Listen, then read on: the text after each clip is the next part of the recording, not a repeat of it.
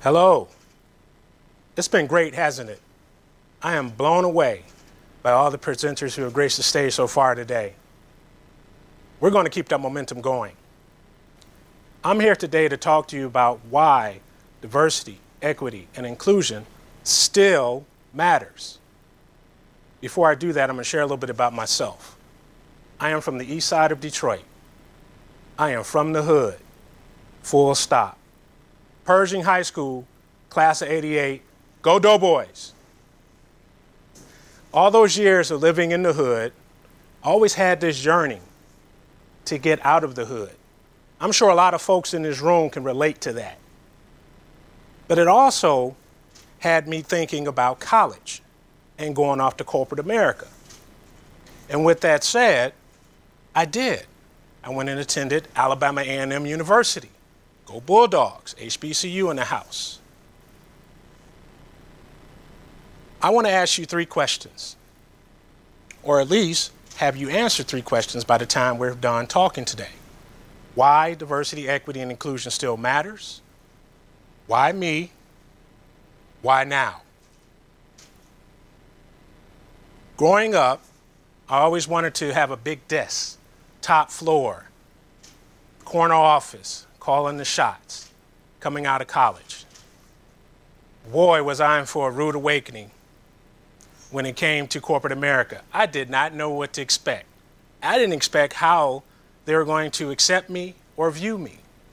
You see, I've seen just about anything you can think of when it comes to working in corporate America. You see, for me, it was a struggle because I'm tall, I'm black, I'm Latino. And oftentimes, my presence alone was intimidating to my colleagues earlier in my career, mostly white. So that led me to doing things like code switching.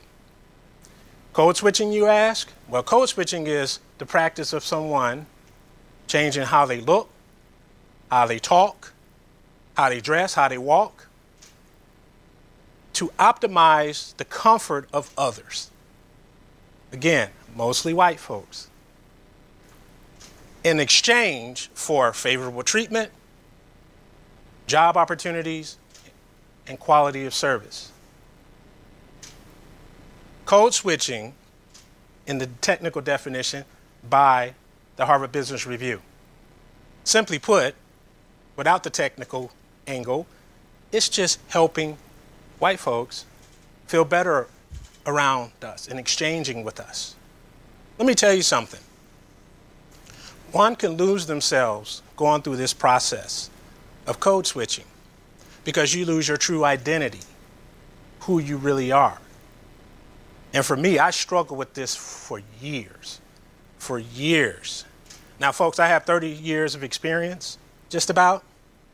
And I would say late 90s, early 2000s, mid 2000s, maybe into the 2010s, I struggled with code switching just to fit in.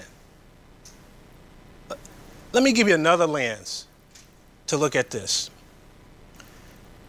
Men and women who are black or Latino, men or women who identify as lesbian, gay, bisexual, transgender, queer, or non-binary struggle with this. And it's important for leaders, because I'm talking to the leaders out there today, to understand that when we come to work, we have a totally different experience. Why? Because we go through a process where we have to prepare 2, 3, maybe sometimes 5 times as harder than those who are not like us. That is tiring, leaders. You need to understand that. It's tiring to me. This is why diversity, equity, and inclusion still matters. Although we've been talking about this has been the narrative for a while, the last couple of years, it still matters. And the data backs this up. Many leaders feel that when it comes to diversity initiatives, if it's in their culture, it has a positive impact. They feel that diversity, equity, and inclusion is critical to fostering innovation. They feel that or believe that is crucial to attracting and retaining a diverse pool of top talent, as well as attracting and retaining clients. Come on, leaders, I'm talking to you. Increased or improved impacts on your culture and market share. Sounds like music to the ears of execs to me. Who wouldn't want that? That's a great mix of ingredients. Let me give you some more data to share with you, also from the Harvard Business Review. Many of the candidates that you are trying to recruit to come to your business, or the ones who are considering your company to come work for, they're asking questions like, how do they handle diversity? How do they manage this? We're different.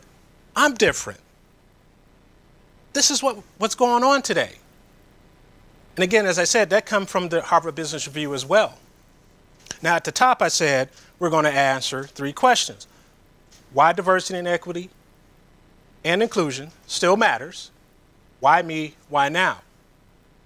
The why me part is actually directed to the leaders in the room and the leaders who are virtual who can hear my voice.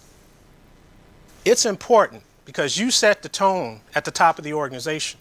And it's important for you to understand that if you're in that DEI mindset and you're walking the walk and it's part of your ethos,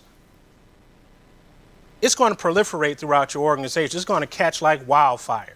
Because they're going to say, hey, the boss is doing it. We need to care about this. So it's very important. That's why. Why now? Well, simply stated, wouldn't you say we've been doing this sort of thing for a few generations now? I mean, we can go back to the 60s. We can go beyond the 60s. We've always been trying, at least people of color or people who are different, trying to fit into this white, Anglo-Saxon, Protestant view.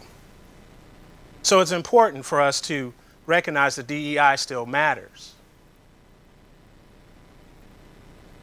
In closing, if you feel that diversity, equity, and inclusion still matters, let me hear you.